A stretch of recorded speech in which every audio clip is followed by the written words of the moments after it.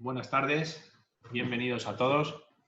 Lo primero, agradecer a los asistentes su presencia hoy en esta webinar que hemos organizado desde Impulso 06. Mi nombre es Óscar Burgos, soy el director ejecutivo de esta empresa de formación. Llevamos dedicados al sector cerca de 25 años y con esta compañía de reciente creación, con mucha ilusión y muchas ganas, vamos a iniciarnos también en la andadura de la formación en seguridad privada.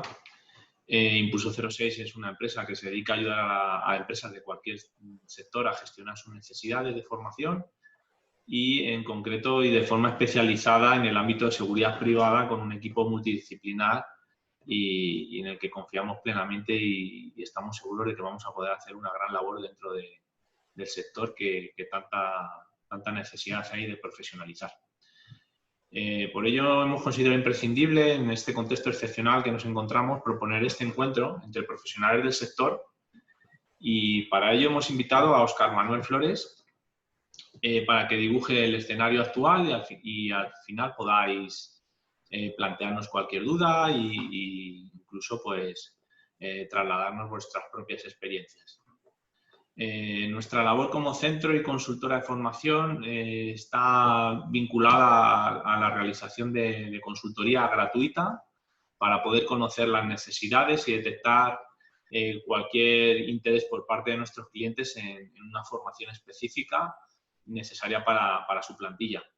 Además, gestionamos el crédito formativo y organizamos y programamos y ejecutamos formación tanto para personal como en labores de seguridad privada, como para el resto de plantilla que pueda tener la empresa dedicada a otros servicios, otros sectores. Somos centro acreditado por la Policía Nacional. Tenemos 3 centros en Comunidad de Madrid, 2 en Madrid Capital y 1 en Getafe. Impartimos desde formación de actualización de vigilante de seguridad, varias especializaciones de las que son necesarias para ocupar puestos de trabajo dentro del ámbito de la seguridad privada, y también impartimos el curso preparatorio para exámenes oficiales de vigilantes de seguridad.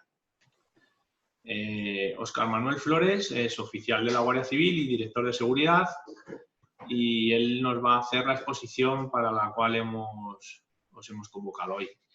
Óscar, muchas gracias por tu presencia y te damos paso.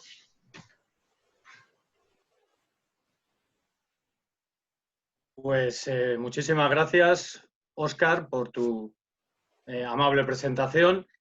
Y buenas tardes y calurosas tardes a todos los oyentes.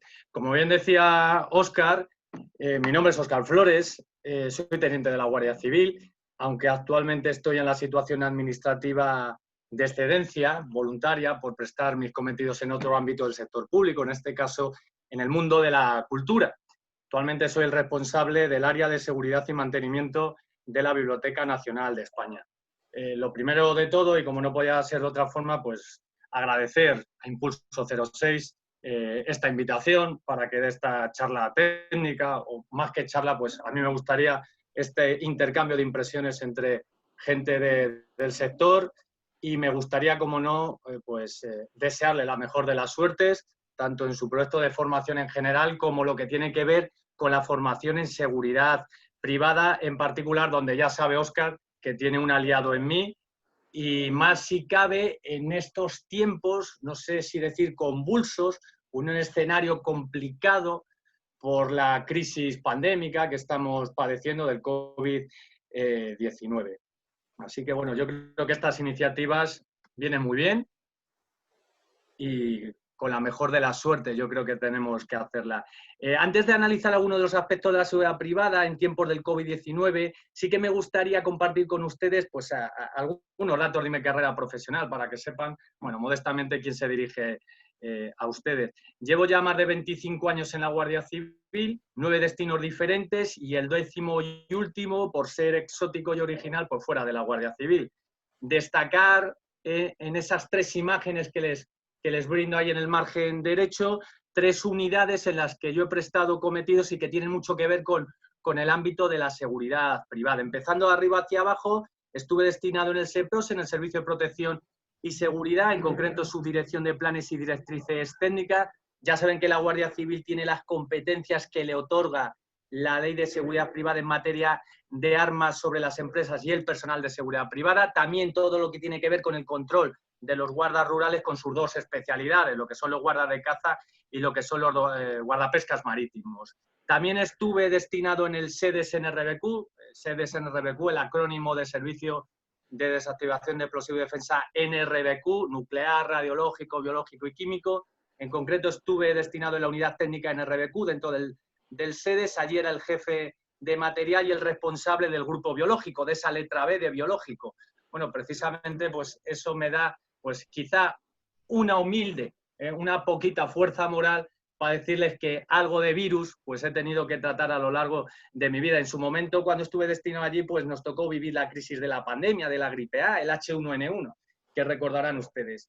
Y finalmente también destacar por su ligación con el campo de la seguridad privada los 4 años que estuve como profesor en el Centro Universitario de la Guardia Civil. Allí en la localidad de Aranjuez se forman los futuros oficiales de la Guardia Civil junto con la Academia de Oficiales de la Guardia Civil. Son los alumnos que provienen de hacer 2 años en la Academia General Militar en Zaragoza y luego tercero, cuarto y quinto completan su formación allí ya en Aranjuez, donde salen de tenientes de la Guardia Civil y donde aparte de llevarse el título de grado de las 2 estrellas de teniente, pues también se sacan un título de grado en Ingeniería de la Seguridad y un máster. Bueno, pues allí yo era coordinador de la asignatura de Gestión de la Seguridad Física de Infraestructura dentro de ese grado de Ingeniería de la Seguridad, para lo cual el centro universitario está adscrito a la Universidad Carlos III de Madrid, al estar aquí precisamente ubicado en la Comunidad de Madrid. Bueno, el índice que hemos planteado, estos son los puntos que vamos a analizar. Prometo no ser muy pesado y menos un 1 de julio a estas horas y con esta calor que dicen en Andalucía. Lo que quiero es compartir vivencias. Ya les advierto que no estoy aquí para hacer afirmaciones, tan solo quiero compartir con ustedes mi propia experiencia profesional y personal que he vivido durante estos meses de confinamiento, de estado de alarma y demás, provocado por el COVID-19. Todo lo que comenten y que decir tiene, tómenlo como dogma de fe, no lo tomen como dogma oficial. Todo lo que les comente es susceptible de ser cuestionado. Es más, les animo, por favor, a que cuestionen lo que yo les diga. Es mi verdad, y como es mi verdad es opinable, y seguro que ustedes tienen unas vivencias y unas experiencias totalmente diferentes a las que yo haya podido vivir en estos 3 meses. Así que el que se piense que vengo a aportar soluciones nada más lejos de la realidad, seguramente les voy a provocar en su cabeza más inquietudes. Quizás mi objetivo sea ese, reflexionar, que reflexionemos, que veamos a lo mejor varios primas, que seguro que ustedes son profesionales del sector y tendrán, insisto, su propia visión de lo que está haciendo el COVID-19 en sus diferentes instituciones, organismos, empresas y demás. Empezaremos hablando un poco de la seguridad privada y cómo parece que ahora se nos llena la boca decir que somos un servicio esencial, ¿verdad? Pues bueno, pues a ver si es verdad que somos servicio esencial y así se nos tiene en cuenta, pues seguramente a la hora de cobrar, de mejores salariales, de mejores condiciones laborales y demás. El segundo punto lo formulo en forma de pregunta. ¿Tiene el vigilante sobre la condición de agente de autoridad durante el estado de alarma que hemos vivido? Luego hablamos del control de temperatura en los accesos. Esto para mí ha sido, bueno, pues de lo más complicado de gestionar, de los más quebraderos de cabeza y casi en lo que más me he tenido que versar jurídicamente durante este tiempo. He metido una pequeña cuña, aparte del control de temperatura, de lo que son las nuevas tecnologías que están surgiendo al albur del COVID-19, todo lo que tiene que ver en esa lucha del COVID-19. Hablaremos un poquito del futuro de la seguridad privada, cómo lo veo yo, cómo lo perciben ustedes, unas conclusiones y el producto estrella lo dejo para ustedes. Preguntas, o más que preguntas inclusive, ¿por qué no? Reflexiones suyas o que compartan con Óscar Burgos, conmigo y con el resto de compañeros hoy de Eterna, pues un poquito sus propias vivencias. En estos meses de crisis sanitaria, pues se ha hablado mucho de los servicios esenciales. Hombre, quizás no todos los servicios que se han considerado esenciales no son como tal, o al menos lo son como así lo hubiera previsto el legislador en su momento. Quizá muchos de ellos son servicios necesarios, pero ya no estoy tan convencido que todos los que sean servicios necesarios son esenciales. O podemos decir que si son servicios esenciales son necesarios. A mí siempre me gusta recurrir al legislador, al normador. Y qué mejor referencia que la Ley 8/2011, por la que se establecen medidas para la protección de las infraestructuras críticas y donde se define el servicio esencial como ese servicio necesario para el mantenimiento de las funciones sociales básicas, la salud, la seguridad, que eso sí que nos afecta muy mucho a todos nosotros, el bienestar social y el económico de los ciudadanos o el eficaz funcionamiento de las instituciones del Estado y de las distintas administraciones públicas. Fíjense, les remarco la palabra seguridad. Qué palabra más grandilocuente, ¿verdad? Bueno, pues si uno se va al preámbulo de la propia Ley de Seguridad Privada, ya el legislador nos dice que la seguridad no es solo un valor jurídico en sí, también es un valor normativo, es un valor político, pero es más, añade que es un valor social y que junto con la libertad y la igualdad, por eso les traigo ese pictograma, constituye uno de estos pilares primordiales que tenemos en todas y cada una de las sociedades. Inclusive, si recordamos La vida y milagros del psicólogo humanista norteamericano Abraham Maslow, muy famoso por la propia pirámide suya, llamada la pirámide de Maslow, cuando crea esa pirámide con una teoría de motivación que trataba de explicar qué es lo que impulsaba a la conducta humana, identificó ya 5 niveles que estaban ordenados de forma jerárquica según las necesidades que teníamos, digamos, las personas. Y en esa pirámide, en esa base de la pirámide, empezaban con las necesidades básicas o fisiológicas, luego le seguían las de seguridad, y finalmente ya llegaba, bueno, pues a la punta de la pirámide con la autorrealización. Bueno, pues en esta línea que marcaba Maslow, para mí la seguridad es una sensación de bienestar, es una sensación psicológica, muy diferente de lo que sería la protección, que son esos medios con los que nos procuramos esa sensación de seguridad, como decía el del anuncio, ¿no? Me siento seguro. Bueno, pues más definiciones de servicio esencial. Tenemos una de la Ley 17/2015 del Sistema Nacional de Protección Civil. También ahí se definen los servicios esenciales, pero no les aportó ninguna novedad, porque está fusilada y escalcada de la que acabamos de dar precisamente la Ley 8/2011. Así que, en definitiva, podríamos decir que esto de los servicios esenciales son todos los efectivos que son necesarios para garantizar el buen funcionamiento de un país, o sea, que igual podríamos identificar esenciales y necesarios, por considerarlos sinónimos. Al hilo de lo que comentábamos anteriormente, ya en el propio Real Decreto 463/2020, en su artículo 18, se menciona como referencia a los operadores críticos de servicios esenciales. Bueno, ni qué decir tiene que el Real Decreto 463 es el que regula el estado de alarma que hemos tenido en nuestro país. Pero más me interesa el artículo 5.5, donde se dice que el ministro del Interior podrá dictar las órdenes, resoluciones, disposiciones e instrucciones que consideren necesarias a todos los sujetos incluidos en el ámbito de aplicación de la Ley 5/2014 de seguridad privada. Bien, ¿y qué entendemos entonces o quién son esos sujetos incluidos en ese ámbito de aplicación de la Ley 5/2014? Bueno, pues podemos entender que son los vigilantes de seguridad, que son los escoltas, que son los directores de seguridad, que son los jefes de seguridad, pero también los detectives privados, los guardas rurales, etc., ¿no? Y aunque lo cierto es que han sido los vigilantes de seguridad la mayoría de estos sujetos, pues hombre, es interesante no olvidarnos del resto de espectro que los compone. Durante este estado de alerta, la limitación a la libertad ambulatoria de las personas pues ha hecho que lugares de trabajo habituales para el sector de la seguridad privada en general y muy en particular, y permítanme que siempre haga mucha referencia a los vigilantes de seguridad sobre todo, como son aeropuertos, como son estaciones de tren, o estaciones de cercanía, los propios vagones de tren, los propios vagones de metro, estadios de fútbol, lugares de ocio en general y muchos otros más pues han quedado vacíos. Pero bueno, por contrapartida, otros servicios esenciales han demandado una mayor presencia de los vigilantes de seguridad. Han sido, por ejemplo, los centros sanitarios o los hipermercados, los supermercados. A ver, no todas han sido buenas noticias para el sector de la seguridad privada. En esta semana pues hemos podido comprobar cómo los vigilantes pues han insistido al unísono en una demanda de falta de equipos de primera protección.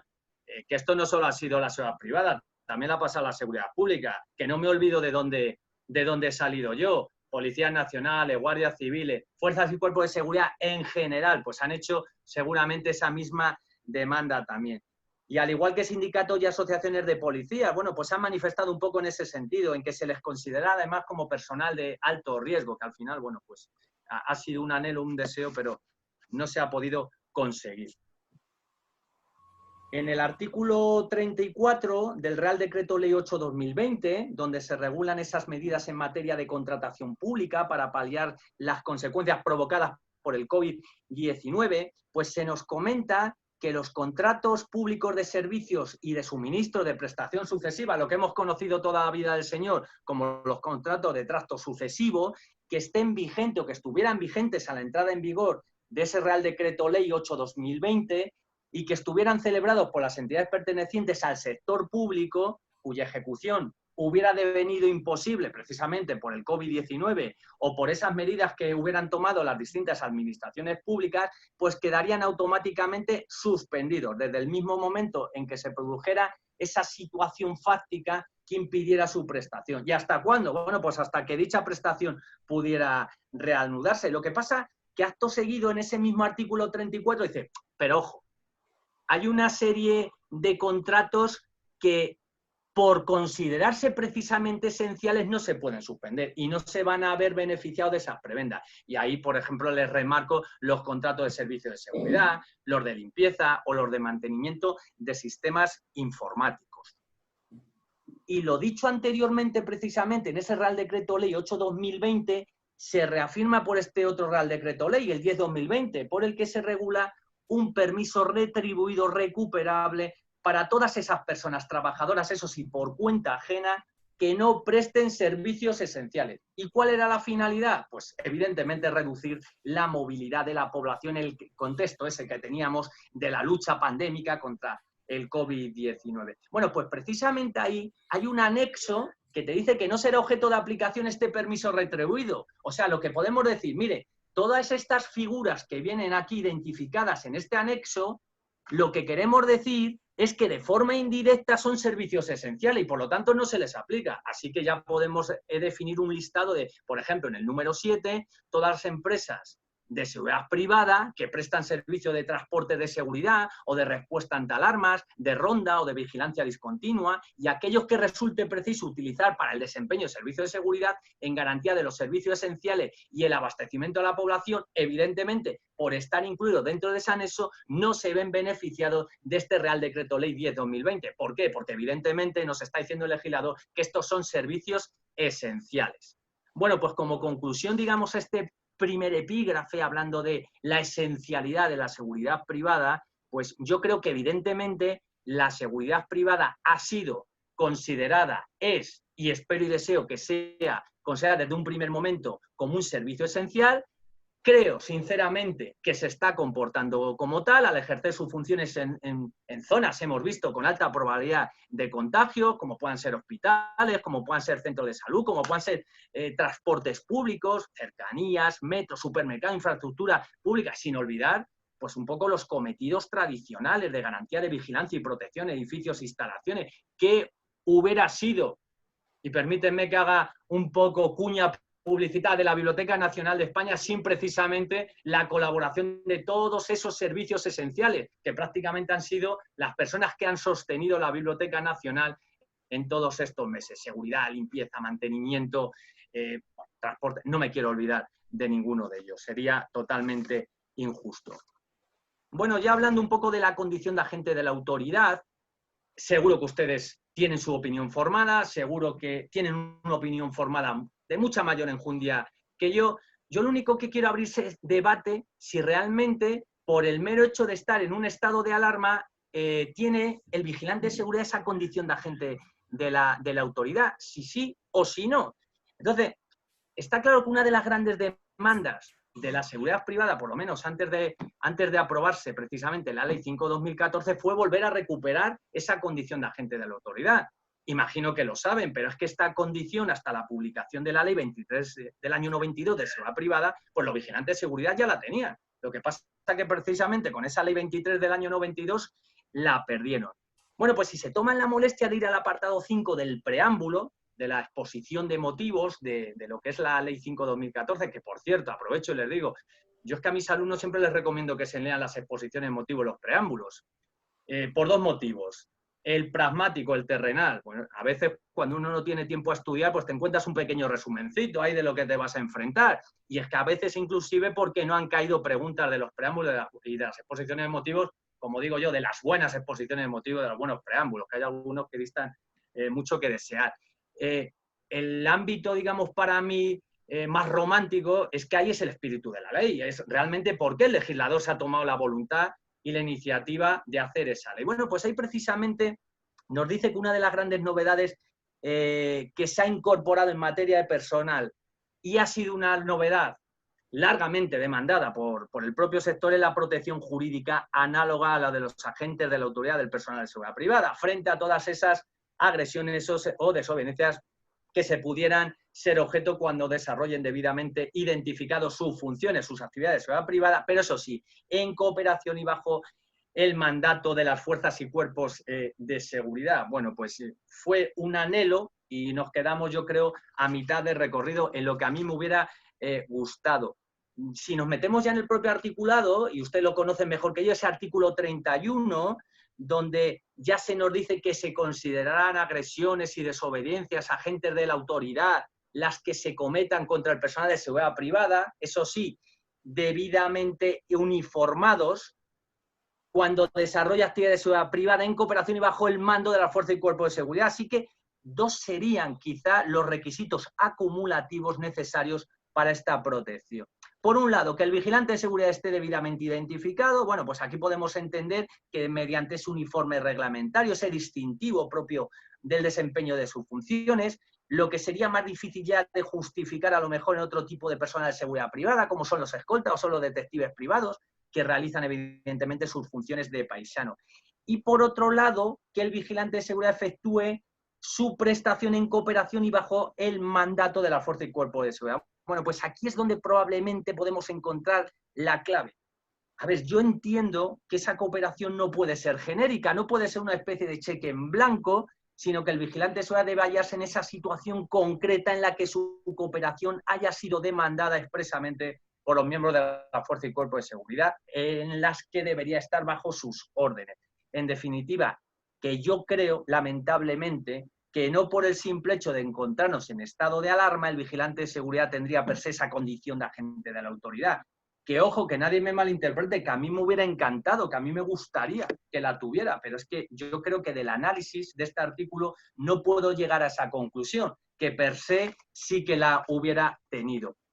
Diferente, por ejemplo, es el supuesto de las Fuerzas Armadas, donde ya el legislador, precisamente en ese Real Decreto 463 de estado de alarma, sí que ha querido especificar su carácter de agente de autoridad.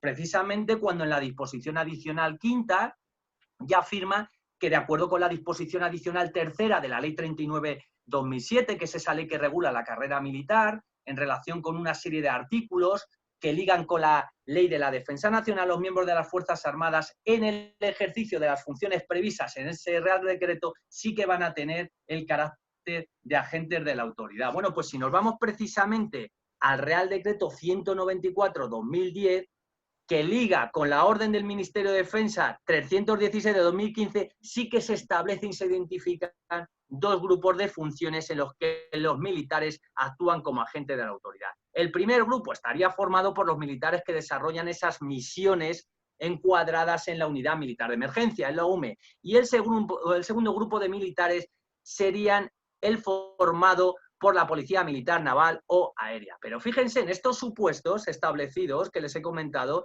ya se consideran como agentes de la autoridad en circunstancias normales. Lo único que ha hecho aquí el legislador es, mira, os lo voy a recordar por si se os ha olvidado. Es ya hasta el único que ha hecho realmente el legislador, más que el legislador, bueno, en este caso el gobierno, que para eso ha sido un Real Decreto.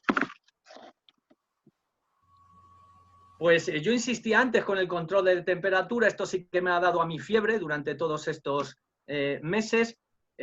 A mi coordinador de seguridad le he tenido mareado.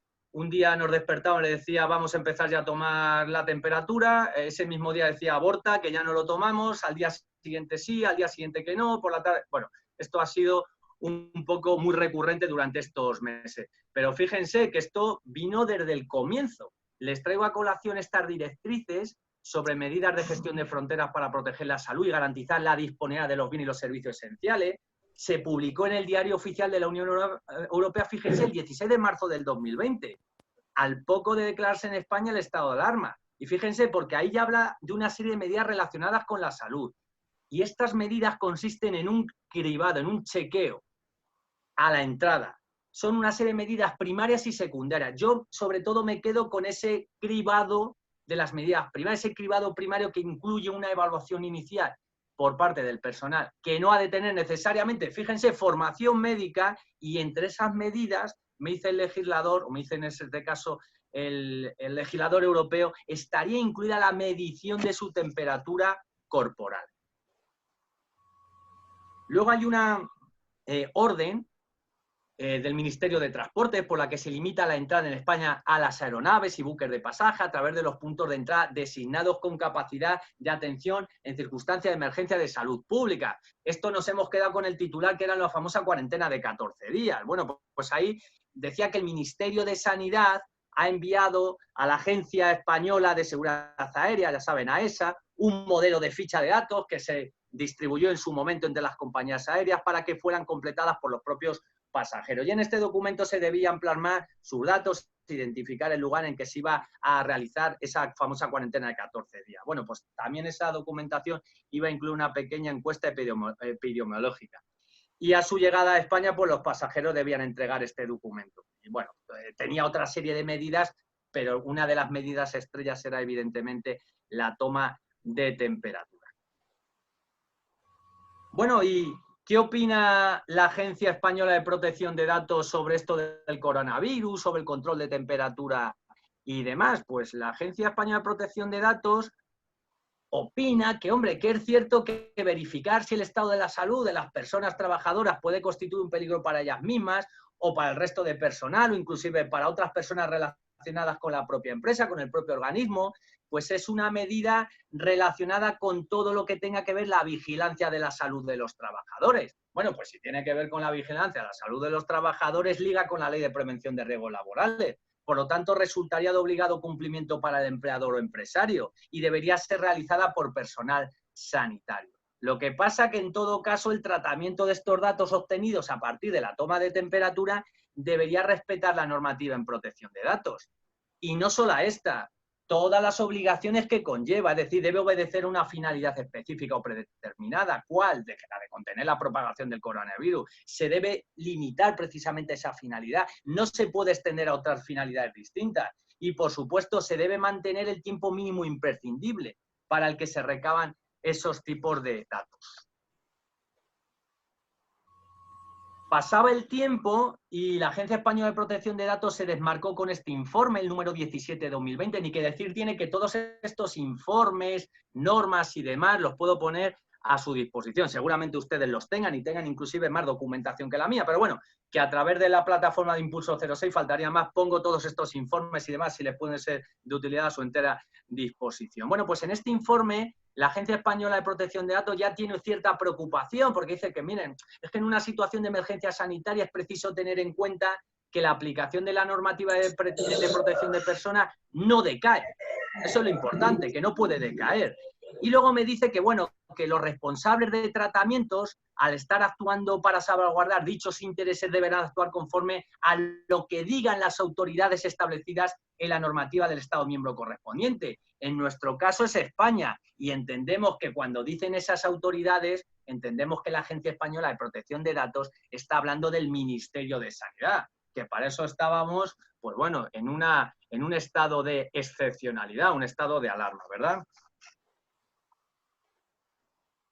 Otro documento, porque ha sido bastante prolija la Agencia Española de Protección de Datos en sacar documentos, es este comunicado del 30 de abril del 2020. En este comunicado la Agencia Española de Protección de Datos pues manifiesta pues esa preocupación que ya tenía, que evidenciaba para prevenir contagios del COVID-19, pues digamos que se estaban tomando algunas medidas un tanto generalizadas, como es el control de temperatura, y que podían estas actuaciones realizarse sin un cierto criterio previo y necesario e imprescindible de las autoridades sanitarias.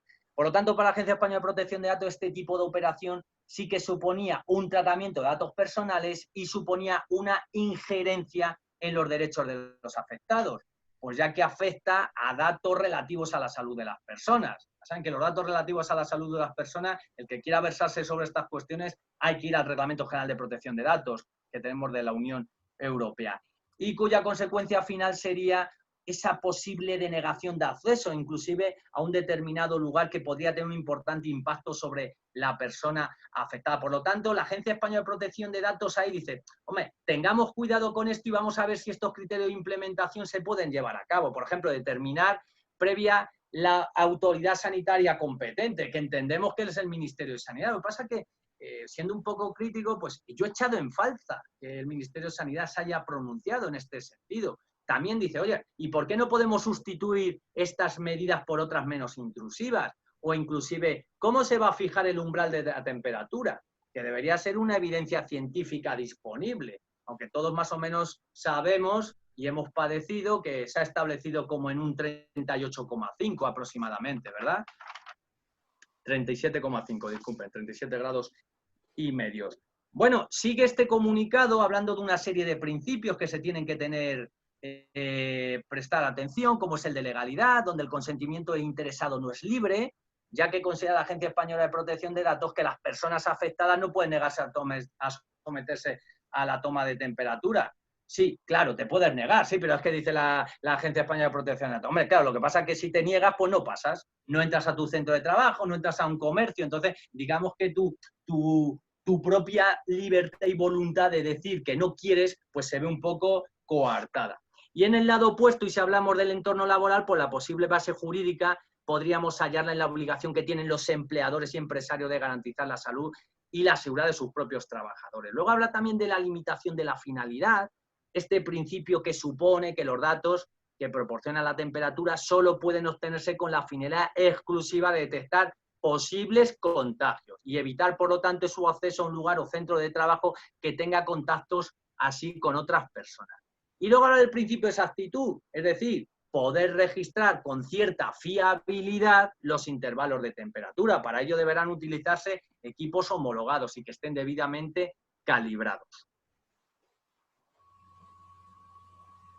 Y ya finalmente, en el caso de las cámaras térmicas, que ya es la primera vez que habla la Agencia Española de Protección de Datos sobre ella, pues en la medida en que pueden ofrecer posibilidades adicionales a la propia toma de temperatura, como puedan ser, por ejemplo, la información biométrica que pueden facilitar estas cámaras térmicas, deben ser utilizadas prestando esa especial atención a los principios de limitación de la finalidad o de minimización de los datos que recoge el propio Reglamento General de Protección de Datos.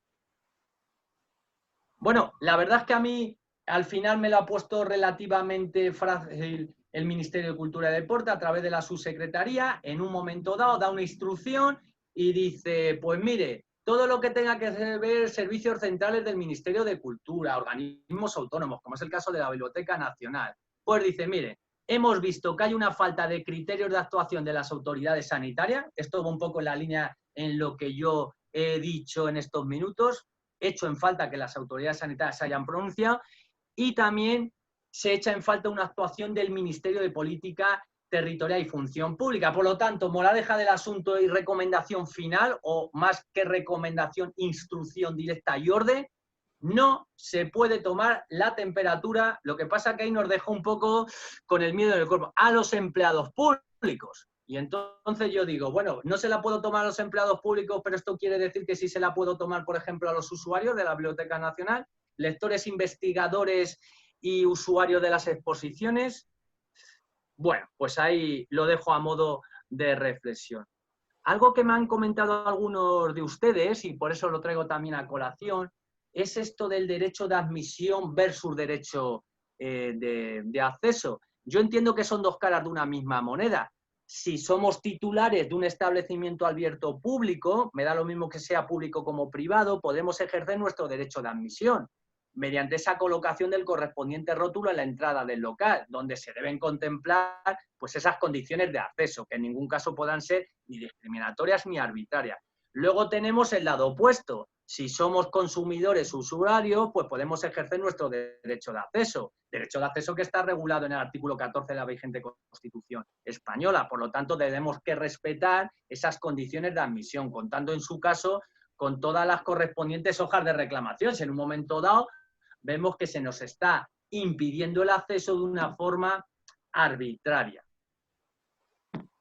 Y esto es de lo más nuevo que tenemos. Bueno, es lo más nuevo hasta hace justo un rato, que me he tomado la libertad de compartir con ustedes pues algo que ha salido hoy. Pero bueno, esto es una noticia dada del 11 de junio. Los aeropuertos contarán con cámaras para el control de temperatura de pasajeros. Ahí tenemos una señorita de Sanidad Exterior, que parece ser que son las personas cualificadas que van a tomar la toma de temperatura. También alguno de ustedes me ha comentado, oiga, ¿y esto no puede ser una injerencia corporal? Esto de meterle a alguien el termómetro y demás para controlarle la temperatura, en un momento dado no puede ser una intervención corporal.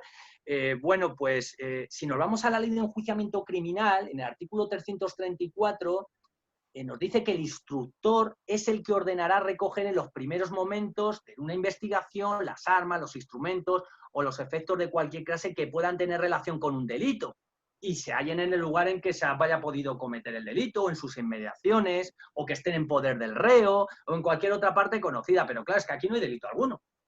Aquí no hay delito. Aquí la persona no comete ningún delito. El único delito es que quiere entrar a trabajar o quiere entrar a un centro comercial y en un momento dado le dice a una persona que usted no pasa porque tiene 38 grados.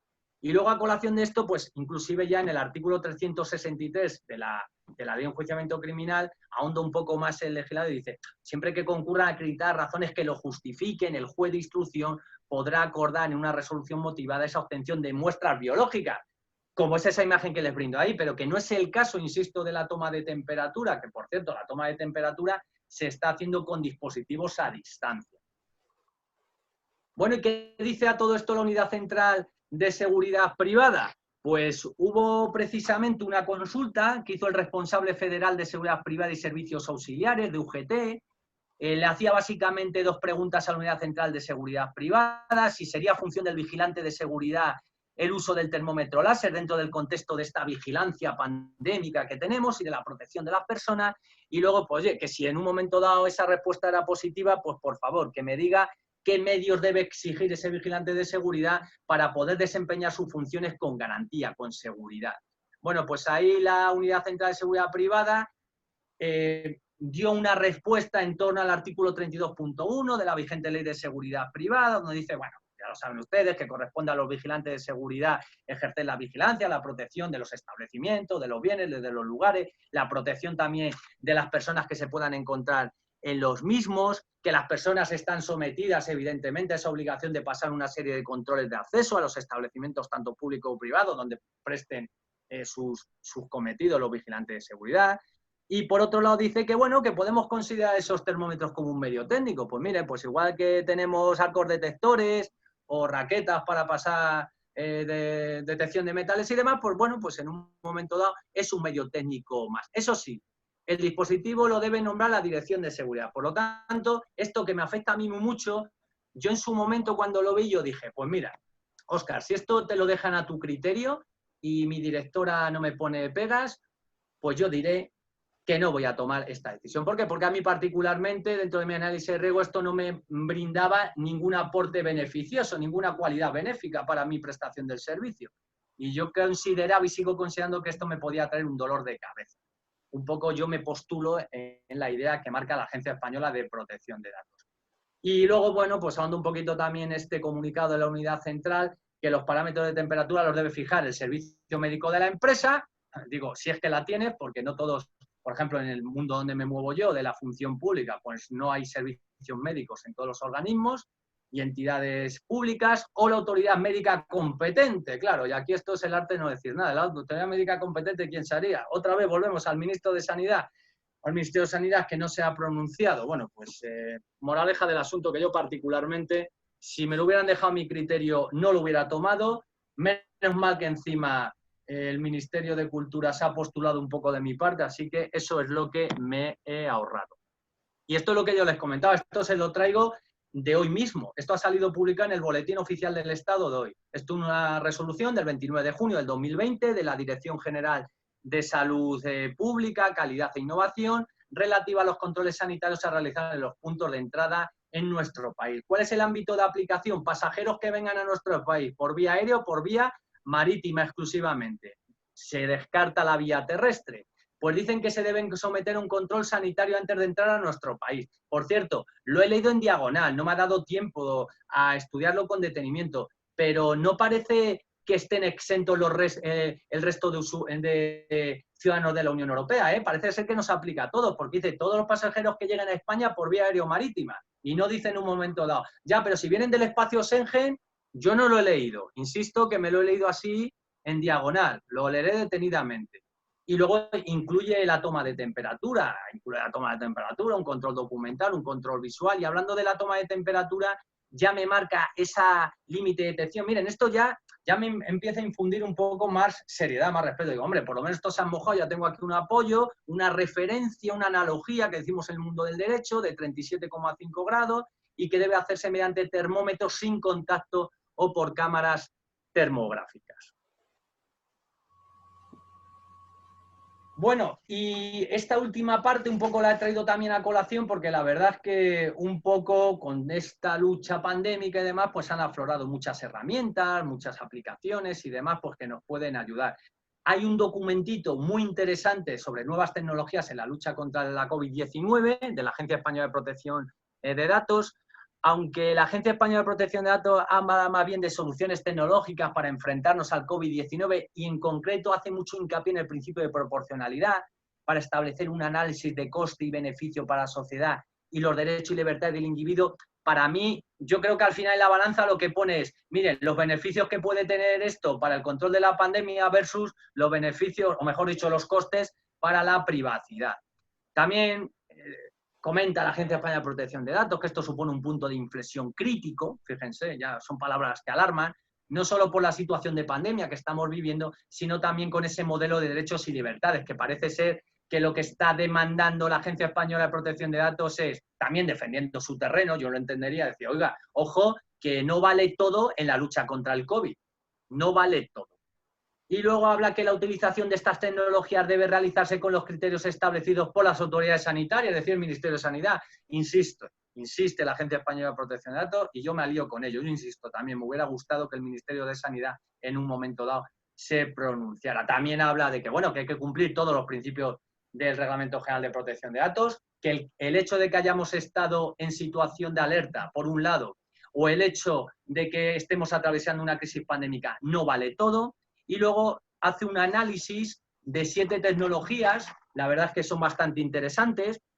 Para mí algunas eran súper novedosas porque yo me he quedado un poco anclado en el pasado, yo soy del campo de las humanidades, del derecho y demás, y las nuevas tecnologías, pues bueno, me vienen un poco grandes, las reconozco, pero bueno, me habla ahí de tecnologías que, por cierto, algunas ya estaban implementadas, lo que pasa es que se estaban utilizando para otras cuestiones. Por ejemplo, la geolocalización mediante la información recogida por los operadores de telecomunicaciones. Bueno, pues esta técnica no consiste ni más ni menos en que los operadores de telefonía móvil proporcionan información, eso sí, anonimizada, de la ubicación de sus usuarios en esas celdas de telefonía que tienen por sus antenas. ¿Esta información en un momento dado se puede dar sin anonimizar? Pues sí, pero evidentemente requiere un previo mandamiento judicial, evidentemente requiere un previo requerimiento por parte de las fuerzas y cuerpos de seguridad y el oportuno mandamiento judicial. Por otro lado, su utilización anonimizada ya ha sido utilizada por el INE, por el Instituto Nacional de Estadística, es decir, que nadie se sorprenda, que hemos visto algunos comentarios, sobre todo por los WhatsApp, alertando que nos van a controlar a todos y demás. Bueno, pues que sepan que el INE ya ha realizado estudios de movilidad y durante la gestión además del COVID-19, el Gobierno y la propia Comisión Europea, hombre, no vamos a desconfiar del Gobierno y de la Comisión Europea, pues han pedido que las operadoras proporcionen este tipo de información, pero sobre todo para temas de movimientos de población. Luego, en lo que a la geolocalización de los móviles a partir de redes sociales, ya comenta que las direcciones IP, desde que accedemos al Internet que tenemos en nuestro teléfono móvil, en nuestro ordenador, pues pueden ser conocidas por los administradores de las páginas web y se usan habitualmente con fines de publicidad. Bueno, pues ahora están reconvirtiendo su modelo de negocio y se los están llevando al terreno del COVID-19, de la lucha contra el COVID-19. En ese tercer apartado, pues traigo ahí un paquete un poco de grupo de soluciones que no tienen un solo vocablo, web, chatbots y demás. Bueno, pues son las que implementan test de preguntas, de respuestas, de consultas de información, de registro de citas previas de los servicios sanitarios. Pues quizás son las soluciones menos novedosas de todas las que se han podido aportar en estos últimos días. Luego está SAT de información voluntaria de contagios, estaba el COVAX, en su momento son iniciativas ciudadanas son iniciativas para que los ciudadanos, digamos, se autorregulen y creen sus propios mapas y estadísticas de propagación del COVID-19 a partir de datos que han proporcionado de forma voluntaria. Uy, disculpen que me paso. Luego tenemos estas apps de información voluntaria de Bluetooth, que me pasaba, de seguimiento de contacto por Bluetooth. Hoy precisamente veía en los telediarios que se ha puesto en marcha la iniciativa esta del radar COVID en la isla de La Gomera. Van a hacer una especie de roleplay para que la gente se descargue la aplicación de forma voluntaria y bueno, que pueda servir en un momento dado pues ya como ejercicios prácticos. Bueno, pues en este caso las apps utilizan el Bluetooth para enviar la tarjeta, es decir, lo que hace es comunicar esa tarjeta con el usuario y con los móviles que va encontrando a su alrededor y al mismo tiempo va recolectando las tarjetas de esos mismos móviles y va recolectando, por lo tanto, esa información en tiempo real.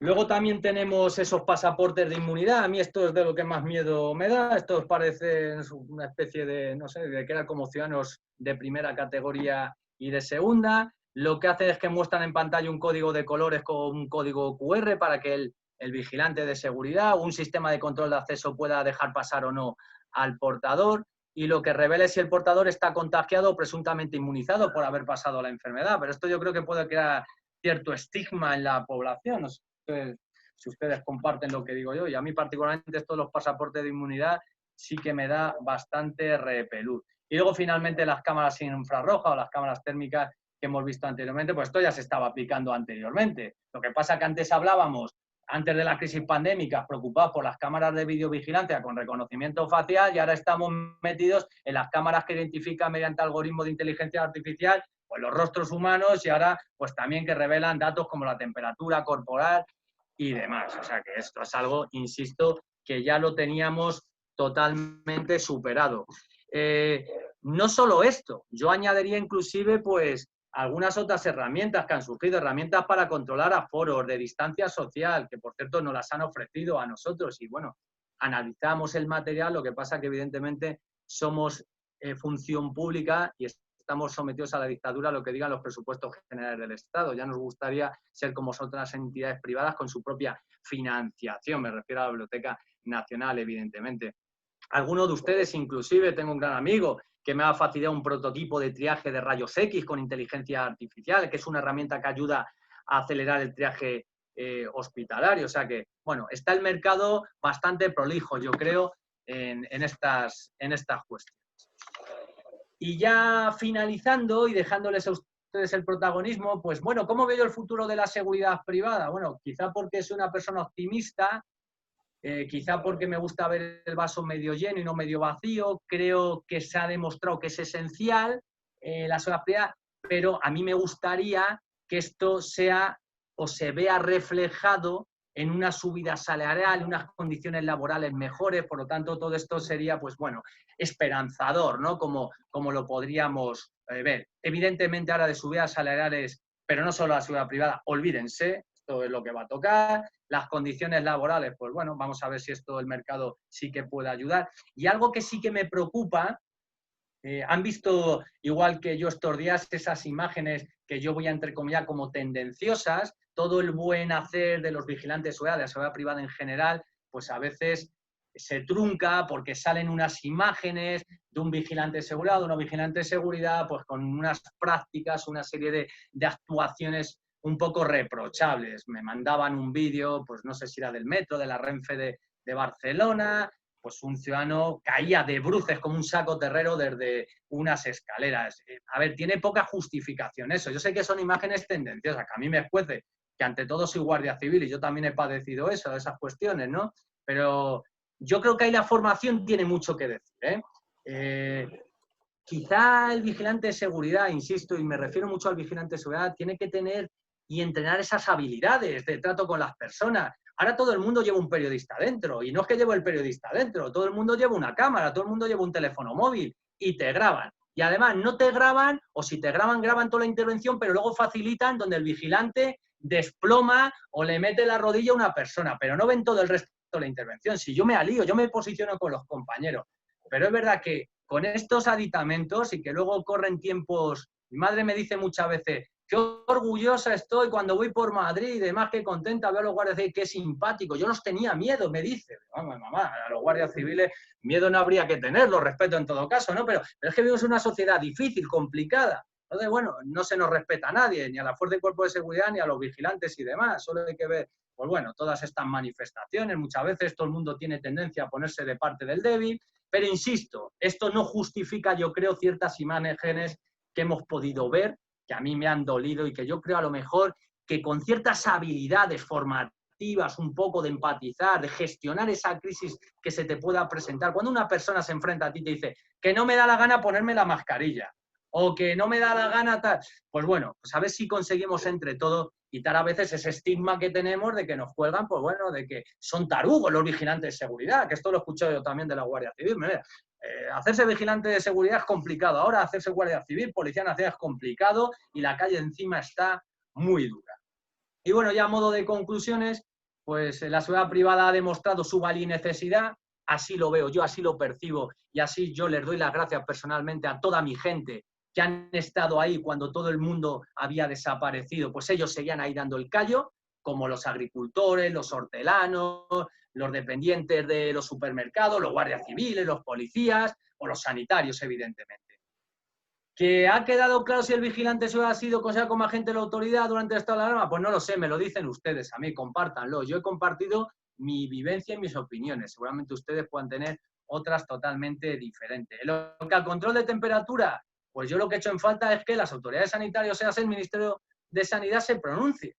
No sé, yo creo que tampoco es tan complicado, sobre todo para que el vigilante de seguridad, si es verdad que puede manejar ese termómetro, que lo haga con total garantía y que se sienta arropado y apoyado, no solo por mí, sino por las autoridades sanitarias o las que correspondan.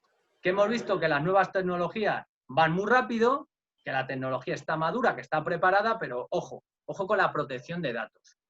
Que no vale todo, que no lo ha dicho la Agencia Española de Protección de Datos, que para la lucha contra el COVID-19 no vale todo. Y el hecho de que hayamos estado en un estado de alarma o que estemos luchando contra el COVID no puede permitir que valga todo.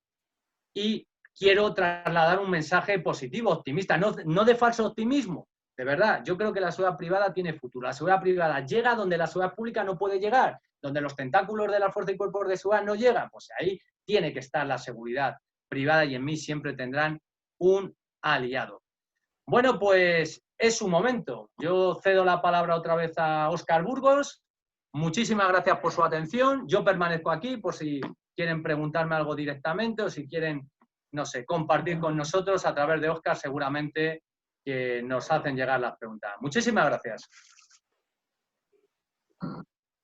Gracias, Óscar. Bueno, tenemos alguna cuestión planteada. Me gustaría que, Antonio, por favor, le vayas planteando a Óscar las consultas que nos están haciendo los asistentes a la webinar. Hola a todos y a todas. Óscar nos pregunta sobre la toma de temperatura, si nos podemos negar. Creo que has hablado sobre ella, sobre si nos podemos negar o no. Si puedes aclarar.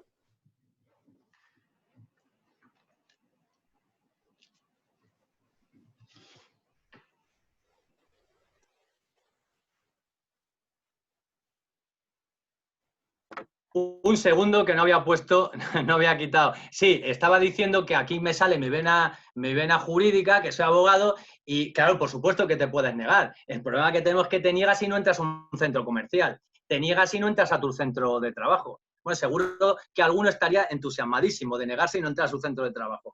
Pero bueno, lo normal será que uno quiera entrar a un centro comercial, que quiera entrar a su puesto de trabajo, y yo ahí donde veo es un posible estigma. Donde se toman las temperaturas, además, es un sitio público.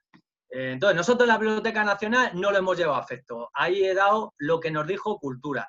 Yo me he sometido de forma voluntaria, porque si me quiero ir a tomar un café a algún sitio, quiero ir a comprar, digo, pues ala, pues tómame la temperatura y ya está.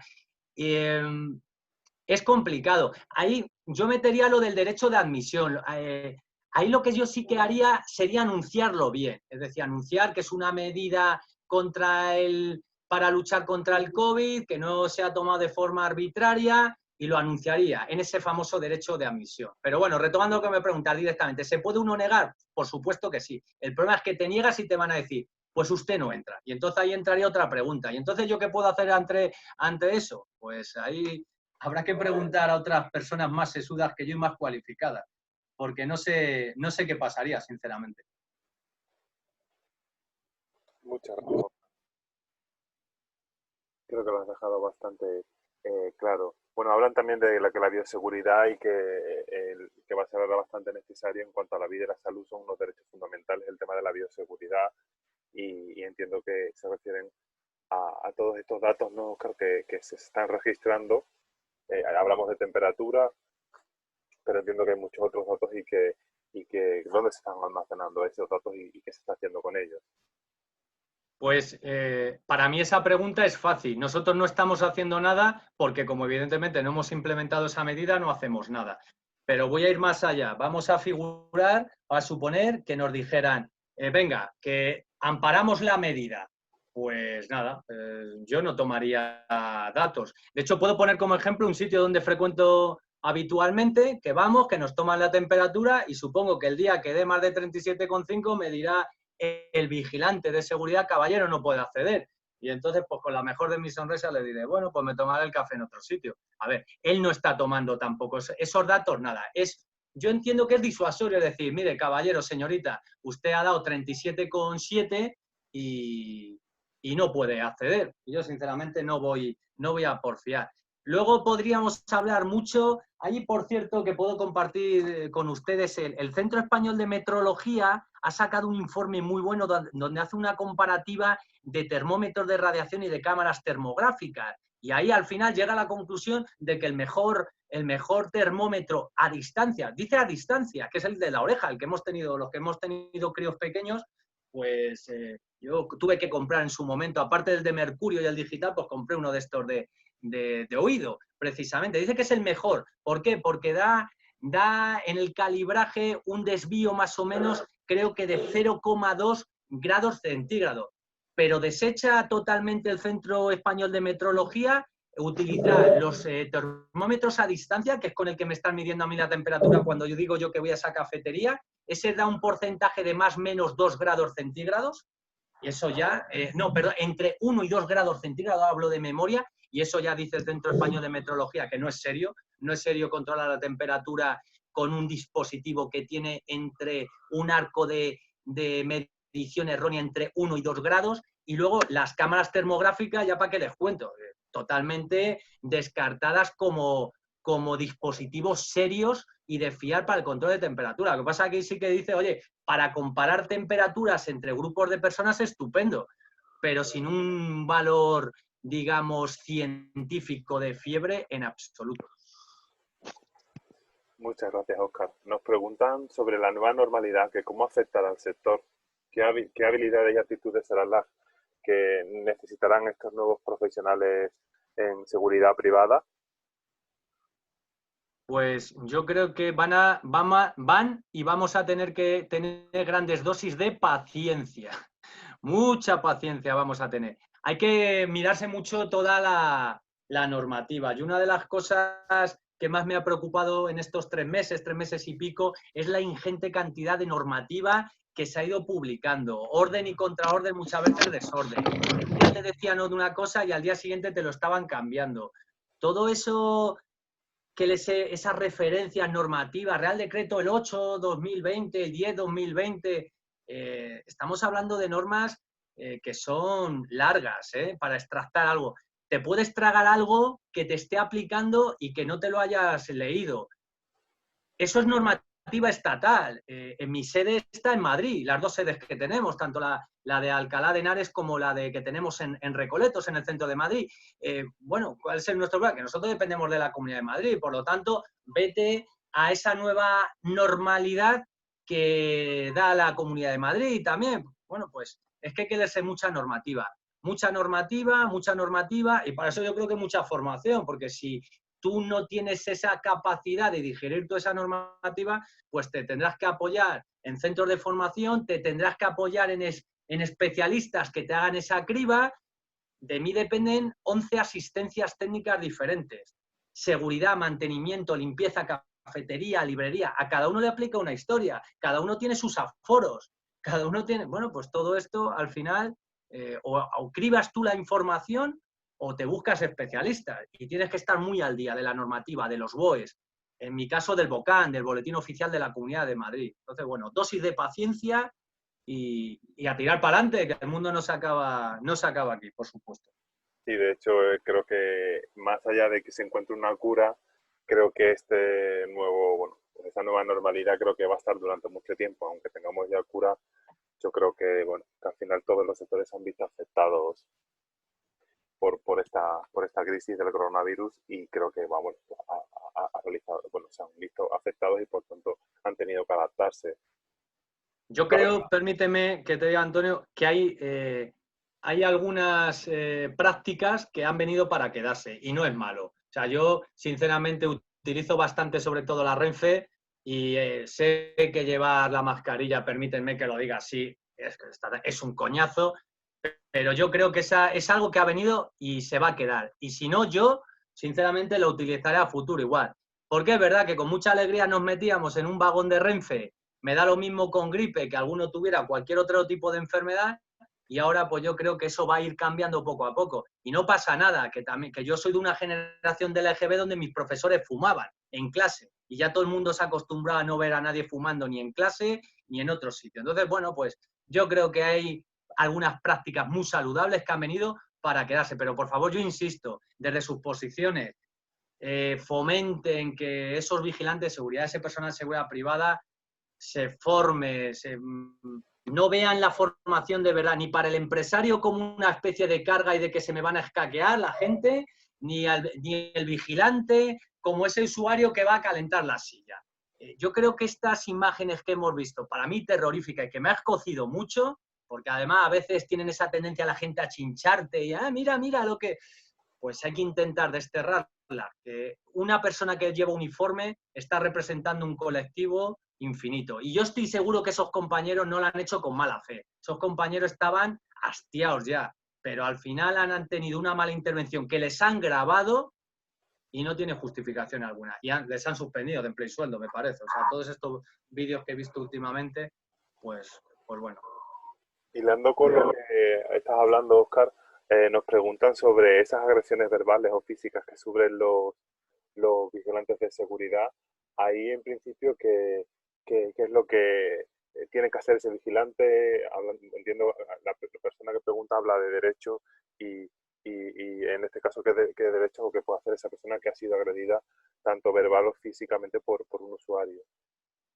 Pues lamentablemente, Código Penal, no hay más. El Código Penal nos aplica a todos, como usuarios o como potenciales infractores, ¿no? Entonces, bueno, pues si tú consideras que se ha mancillado tu honor, te han insultado y demás, pues depende de qué tipo de insultos, pues nos podríamos ir a calumnias, a injurias, a amenazas. Pues no es lo mismo decirte eres un hijo de puta y te voy a matar, eso es una amenaza, y si tienes testigos y demás, pues muchísimo mejor, pues que sea otro tipo de amenaza que no venga en el Código Penal. Entonces, bueno, lamentablemente, pues que hay que denunciar estas cuestiones. Si tienes testigos, estupendo. Si, como por desgracia, no les han dado el apoyo que a mí me hubiera gustado, el respaldo jurídico a los vigilantes de seguridad, al igual que a los profesionales sanitarios, al igual que a los profesionales de la educación, que sí que les han dado el respaldo de agente de la autoridad, no lo han tenido a bien dárselo así al gremio de la seguridad privada, pues grandes dosis de paciencia, aguantar los envites cuando te insultan, y si ya consideras que tal, que eso no lo tienes por qué consentir, pues bueno, pues si tienes algún miembro de la Fuerza y Cuerpo de Seguridad cerca, tirar de él para que luego sea un potencial testigo. Y yo creo que también va en el salario, y permítame que lo diga así, aguantar un poco, apechugar con lo que te digan y ya está. Que tampoco hay que entrar al trapo. Yo creo que hay que ser pillo e insisto en eso. Mucha formación, mucha habilidad, muchas habilidades en el trato con las personas, en la dialéctica y demás, en esa gestión de crisis. Coméntanos, Óscar, que quién es el responsable a la hora de interponer, entiendo, esa demanda o esa... ¿la empresa o el trabajador? No, para mí el trabajador. Para mí el trabajador. Lo mejor es que lo ponga Que luego resulta que está afiliado a algún sindicato y pueden en un momento dado beneficiarse de ese apoyo que le brinden los sindicatos, su propia empresa. Pero nada, si estamos hablando de un tema menor, de insultos, injurias y cosas de estas, para mí el propio interesado, ya está. Muchas gracias. Estás comentando hay muchas preguntas en relación a la temperatura, que cuando se supera esa temperatura de 37,5, qué ocurre con esa persona. Es decir, te encuentras en el vigilante de seguridad, te encuentras un caso de una persona que tiene esa temperatura, tienes que informar a la autoridad sanitaria competente. Bueno, entiendo que no le das acceso al recinto a donde quieras acceder, pero como vigilante de seguridad, ¿tienes alguna otra obligación, informar a la autoridad competente o no? Pues la verdad es que ahí hay un vacío legal importante. Yo porque tengo el respaldo en la Biblioteca Nacional del Comité de Seguridad y Salud Laboral, donde puedo transmitir esta consulta y sentirme arropado en el que en la toma de decisión no solamente la tomo yo, la toma un grupo de gente. Hay por ahí dísticos y recomendaciones del Ministerio de Sanidad de cómo a través de tus superiores y demás, pues tienes que dar cuenta. Pero claro, no es lo mismo que me venga una persona con fiebre, y es que además hay por ahí estudios, que no lo digo yo, pues hay estudios, los puedo facilitar, de que no podemos deducir o inferir que de que tengas fiebre ya tienes COVID. Es que al final estamos estigmatizando a las personas. Pues ya está. Y luego, ¿qué hago? Yo no dejo pasar a un empleado público en mi caso, o el que tenga una empresa de coches o de cárnicas, no deja pasar a su empleado. Bueno, venga, pues a través del Comité de Salud Laboral o a través del centro médico que corresponda, dirá, pues es que venía Pepito que daba fiebre y demás, pues a ver si le podéis controlar y demás, a ver, hacerle un seguimiento. Yo no tomaría ninguna otra medida, de verdad, porque si no, al final alguno sale con un rejón. Por eso yo siempre, mi postura ha sido un tanto inflexible a la hora de tomar la temperatura. Precisamente ayer una persona compartía conmigo que yo creo que era el Tribunal Superior de Justicia de la Comunidad Valenciana que había avalado la toma de temperatura por parte de los vigilantes de seguridad. Ya, pero es que es el Tribunal Superior de Justicia de Valencia, no me vale. Ya saben que la jurisprudencia aquí la dictamina el Supremo. Entonces, ahora mismo hay un vacío legal terrorífico. Y yo, sinceramente, en mi análisis de riesgo siempre he pensado que me va a dar más dolor de cabeza lo de tomar la temperatura a alguien que el no tomarse. Sinceramente, de verdad. Entonces, yo seguiré con mi postura mientras no me obliguen. Hombre, si me obligan y yo veo que el marco jurídico pues me obliga, pues lo tomaré, faltaría más, sin miedo. Pero a día de hoy yo no me siento cómodo con el marco jurídico que hay, sinceramente. De acuerdo, Oscar, ha quedado bastante claro el tema de la temperatura. Así que he leído también, había bastantes dudas en cuanto a cuando un vigilante de seguridad tiene que, no que cachear, que controlar que una persona tenga que acceder a un juzgado o a un organismo público, donde a veces que les pasan el escáner, la raqueta. Al final que hay protocolos establecidos ahí, porque ahí se está rompiendo totalmente la distancia de seguridad. Hay que acercarse, hay que incluso tocar a veces al usuario o pertenencias del usuario. Ahí ¿hay protocolos marcados o no tenemos protocolos? No sé qué puedes comentar al respecto. Bueno, protocolos no. Yo siempre suelo hablar más de procedimiento, a mí me gusta más que hablar de protocolos. A ver, los protocolos los que establezca la propia organización. Nosotros en nuestra organización, ¿qué es lo que hemos establecido? Hemos cogido todo el marco jurídico regulador que hay y hemos procurado implementar, bueno, pues esa distancia mínima interpersonal que dicen de 1,5 metros. Pero luego te dice el legislador, ojo, si no puedes cumplir lo del 1,5 metros, pues ya hay equipos de protección individual, por ejemplo las mascarillas, por ejemplo las viseras. Ahí, si les puede servir a ustedes la práctica nuestra, ¿qué es lo que hemos hecho? Poner mamparas donde tenemos los escáneres de rayos X y donde tenemos los arcos. Ahí hemos puesto mamparas. Bien, eso es una medida de protección colectiva. Cuando el vigilante de seguridad está sentado, cómodo, digamos, y están pasando los objetos personales. Pero eso me dices, ya, pero es que cuando tiene que ir a acercarse al individuo, perfecto, para eso tenemos las viseras y tenemos las mascarillas. Por lo tanto, hay el ciudadano, y es más, el ciudadano, sea empleado público o sea usuario que viene a la Biblioteca Nacional, está obligado a llevar mascarilla, no porque lo diga yo, sino porque dice toda la normativa, todo lo que sea todo lo que sea espacios, digamos, que se puedan masificar, pues están obligados a entrar con mascarilla. Por lo tanto, no recuerdo últimamente que hayamos tenido ningún caso de eso. Todos nuestros usuarios, lectores, investigadores o usuarios de exposiciones vienen con su mascarilla. Si ve que el vigilante se tiene que acercar a ellos, se pone su viserita, va el vigilante con la mascarilla, el ciudadano va con su mascarilla, pasa la raqueta, nadie se puede quejar. No, ya está.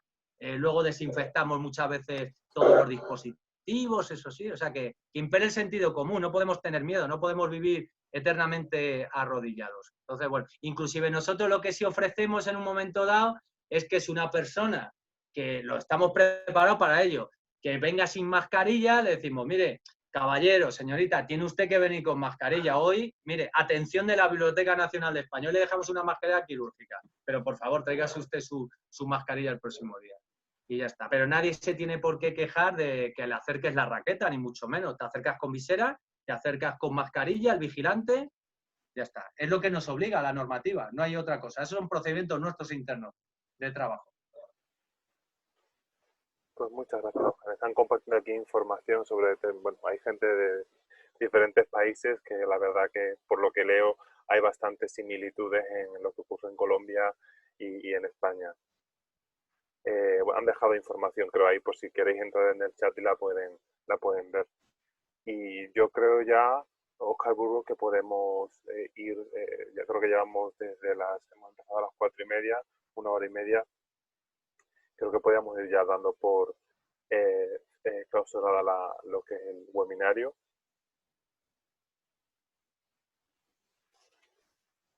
Indicaros que vamos a enviar el agradecimiento, la documentación que el ponente ha elaborado en PDF y bueno, y que sepáis que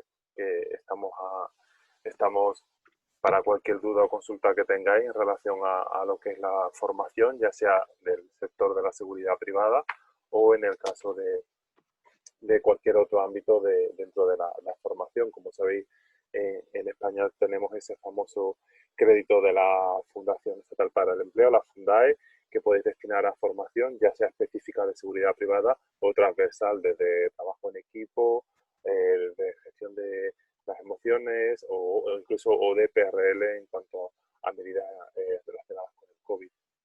Agradeceros de nuevo vuestra asistencia a este webinario y, como hemos dicho, enviaremos toda esta información y cualquier duda o consulta que tengáis, pues podéis contactar con Impulso 06.